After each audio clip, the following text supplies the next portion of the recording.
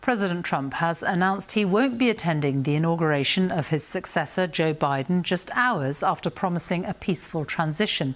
He will become the first US president to miss the ceremony in more than 150 years. But Joe Biden said his decision was a good thing, one of the only things they'd ever agreed on.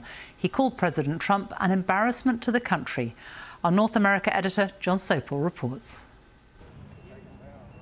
The words horse and stable door come to mind as contractors are brought in to erect some proper security around the Capitol Hill complex.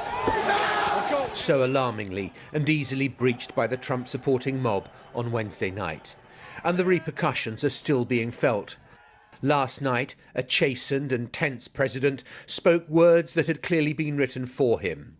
I would like to begin by addressing the heinous attack.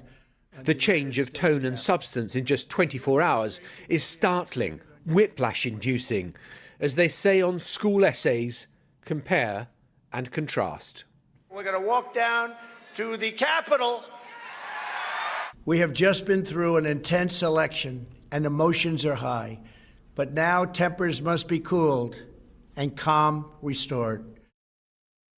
You'll never take back our country with weakness. You have to show strength and you have to be strong. Like all Americans, I am outraged by the violence, lawlessness, and mayhem. The demonstrators who infiltrated the Capitol have defiled the seat of American democracy.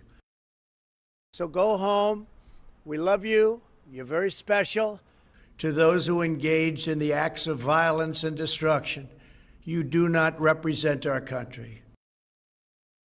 We had an election that was stolen from us. It was a landslide election. A new administration will be inaugurated on January 20th.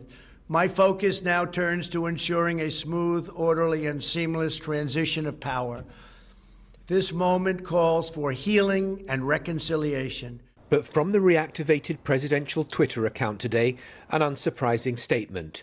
To all those who've asked, I will not be going to the inauguration on January the 20th.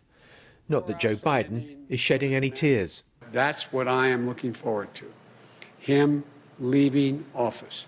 I was told that on the way up here, way over here, that he indicated he wasn't going to show up at the inauguration. One of the few things he and I have ever agreed on. It's a good thing I'm not showing up. In the wake of the riots and the president's incendiary words, he's faced multiple resignations and the threat of removal from office. That explains the astonishing volte-face from Donald Trump last night. He had no option. And there's this. Just before he spoke, it was confirmed that one of the Capitol policemen, Brian Sicknick, had died from injuries he received while trying to hold the rioters at bay. Today it was ordered that flags should fly at half-mast in his honour. But they're also flying at half-staff for American democracy.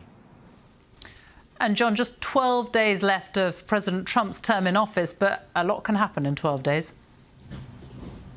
And it's going to be a very long 12 days, because you can see already that the Democrats are planning to draw up articles of impeachment to impeach him a second time in the House. Apparently this is being planned when the raid on the Congress was taking place, and they're going to accuse Donald Trump of intention to cause an insurrection.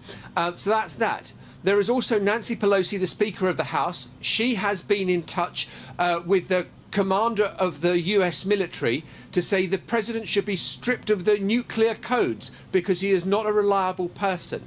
You've got the White House saying that this is going to sow further division. There are Republicans saying he ought to go. So that is the next 12 days. We don't know what Donald Trump might do or say next. Last night he was on auto cue. He might let rip if he's not. And so there's a lot of uncertainty.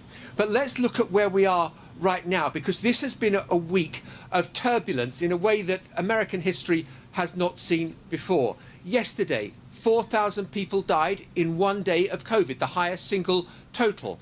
Today, the jobless totals have gone up. As well as that, we have seen the assault on Congress. Americans are divided. They are angry.